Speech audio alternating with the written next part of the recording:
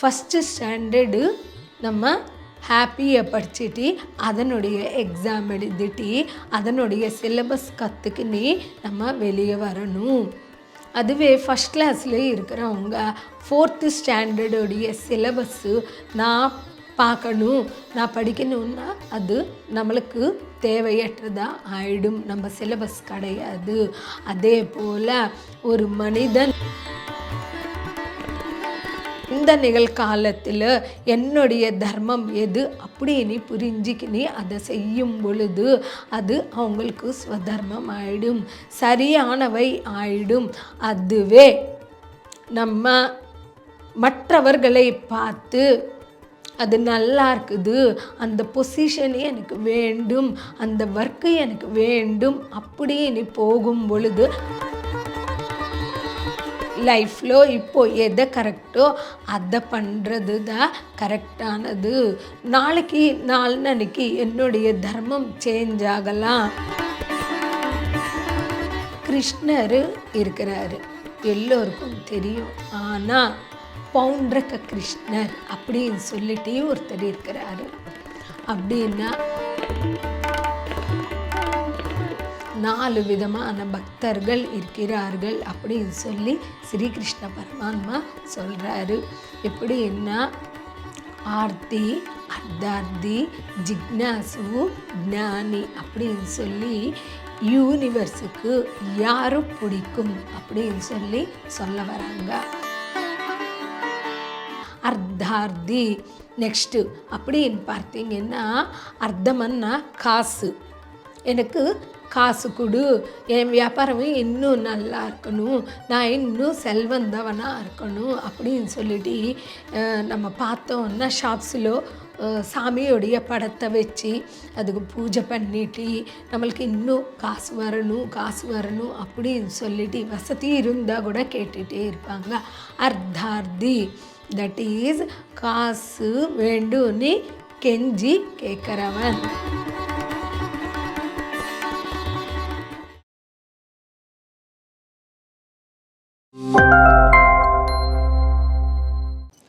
அனைவருக்கும் வணக்கம்.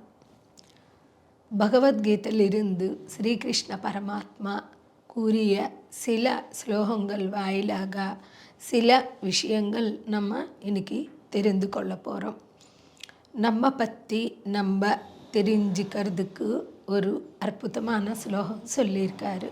ஸ்ரேயான் ஸ்வதர்மோ விக்னஹ பரதர்மோ அனுஷ்டிதாத் ஸ்வதர்மே நிதனம் ஸ்ரேயா பரதர்மோ பயாவஹா. அதாவது ஸ்வதர்மம் பரதர்மம் அப்படின்னு சொல்லிட்டு 2 விஷயங்கள் நம்மளுக்கு இங்கே சொல்கிறாங்க.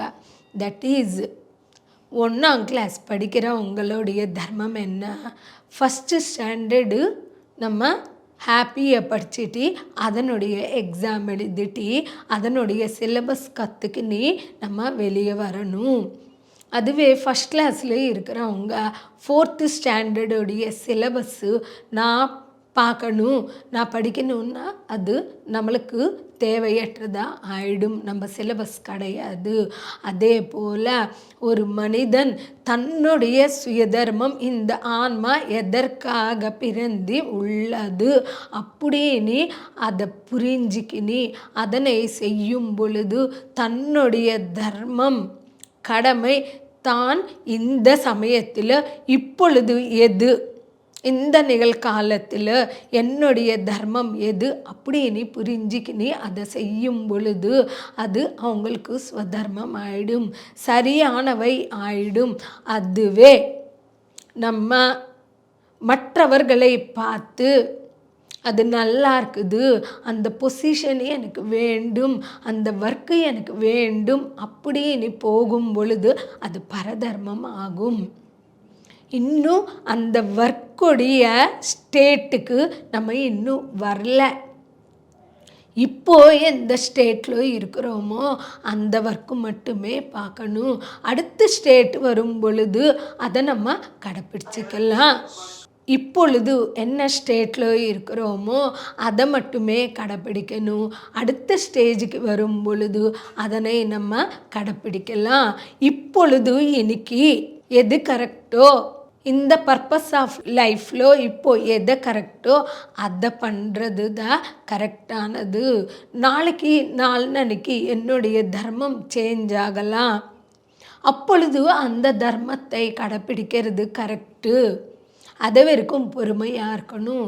ஏன்னா தியானத்துக்கு புதுசில் கூட பார்த்திங்கன்னா ஃபஸ்ட்டு நான் தியானம் பண்ணேன், புக்ஸு படிச்சுட்டேன், சஜ்ஜன சாங்கச்சம் செய்தேன், அடுத்த மாஸ்டர்ஸோடைய கிளாஸஸ்ஸு வச்சுருக்கேன், அடுத்த பிரமிடு கட்டியிருக்கேன், அடுத்த நான் பிரச்சாரம் பண்ணிட்டேன், பேம்ப்ளெட்ஸ் கொடுத்துருக்கேன், அடுத்த நான் டீச்சிங் பண்ணிட்டேன், அப்புறம் நான் என்னுடைய பர்பஸ் ஆஃப் லைஃப் நான் மாஸ்டர்ஸ் தயார் பண்ணுறது அப்படின்னு புரிஞ்சுக்கினேன்.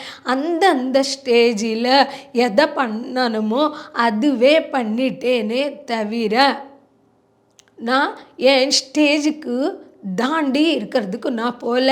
அந்த ஸ்டேஜுக்கு வரும் பொழுது அந்த வேலையை நான் கடைப்பிடிச்சிட்டேன், என்னுடைய ஸ்வதர்மம் பார்த்தேன்.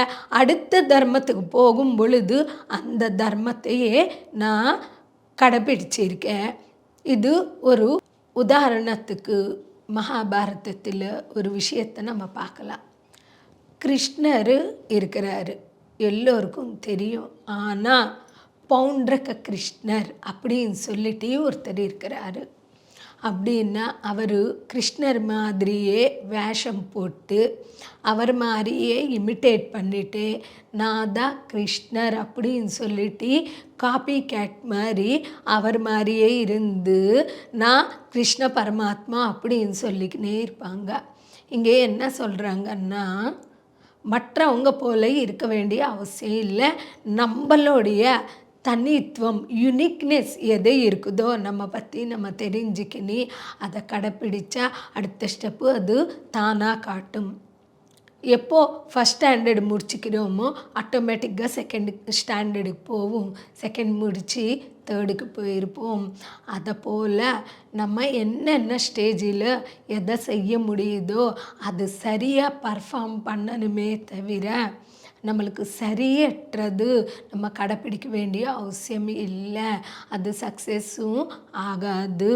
காப்பி கேட் மாதிரி இருக்கிற அவசியம் இல்லை. இயற்கையில் அனைவரும் யுனிக்னஸோடு தான் வந்திருக்காங்க. மோட்டிவேஷனாக எடுத்துக்கலாம், இன்ஸ்பிரேஷனாக கூட நம்ம எடுத்துக்கலாம்.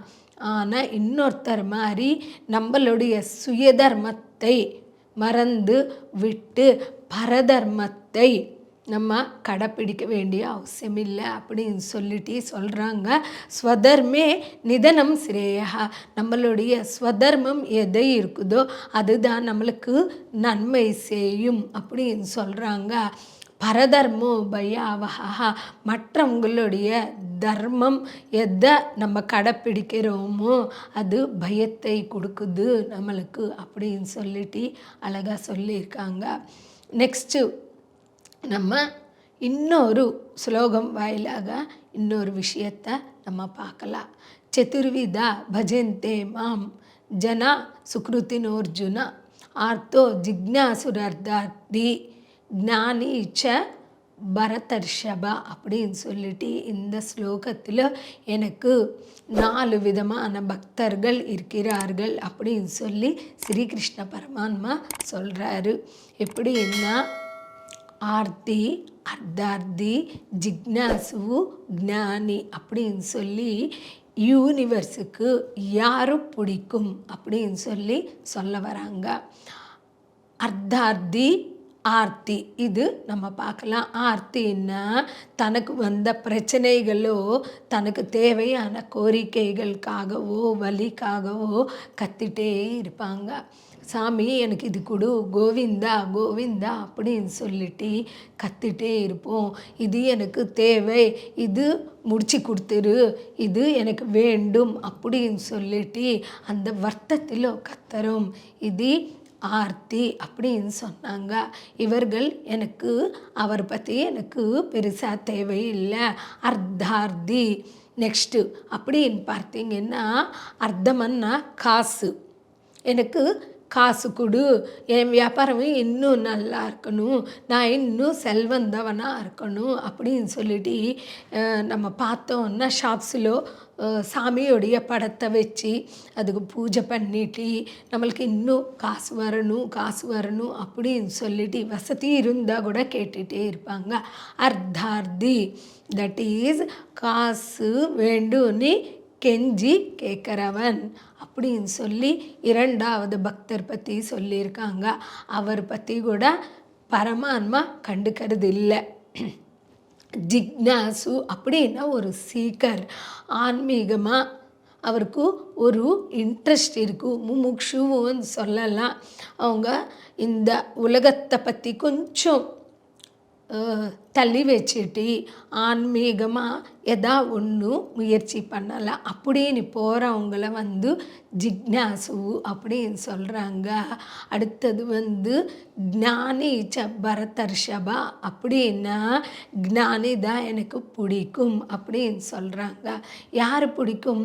திறமையாக இருக்கிறவங்க பிடிக்கும், நல்லா படிக்கிறவங்க பிடிக்கும், உலகத்துக்கு நல்ல புத்தியோடு இருக்கிறவங்க பிடிக்கும், நல்லா பர்ஃபார்ம் பண்ணுறவங்க தான் உலகத்துக்கு பிடிக்கும். அதே போல் பரமாத்மாவுக்கு யார் பிடிக்கும் அப்படின்னா ஞானி தான் பிடிக்கும் அப்படின்னு சொல்லிட்டு சொல்கிறாரு. இங்கே பார்த்திங்கன்னா பஜகோவிந்தத்தில் நம்மளுக்கு ஆதிசங்கரர் ஒன்று சொல்லியிருக்காரு. கிரியத்தே தஸ்ய யமேன ந சர்ச்சா அப்படின்னா பகவத்கீதா கிஞ்சித தீதா கங்கா ஜலலவ கணிகா பீதா சக்ருதப்பியேன முராரி சமர்ச்சா அப்படின்னா முராரின்னா ஆன்ம ஞானம் பெற்றவர்கள். கிருஷ்ணர் முராரின்னா முராரி போல கிருஷ்ணர் போல ஆன்ம ஞானத்தோடு இருக்கிறவர் இருந்தால் யமன் சர்ச்சை பண்ண மாட்டாரா? இல்லைன்னா சர்ச்சை பண்ணுவாரா? மேலுக்கு போகும் பொழுது, இந்த உடல் விட்டு மேலுக்கு போகும் பொழுது. அதே போல் பரமாத்மாவுக்கு யார் பிடிக்கும் அப்படின்னா ஞானிதான் பிடிக்கும் அப்படின்னு சொல்லிட்டு இந்த ஸ்லோகம் வாயிலாக நம்மளுக்கு ஈஸியாக நம்மளுக்கு புரிஞ்சிக்கிற மாதிரி சொல்லியிருக்காரு. அடுத்த தொடர்ச்சியாக சில ஸ்லோகங்கள் வாயிலாக சில விஷயங்களை அடுத்த எபிசோடில் தெரிந்து கொள்ள போகிறோம். எல்லோருக்கும் நன்றி, வணக்கம்.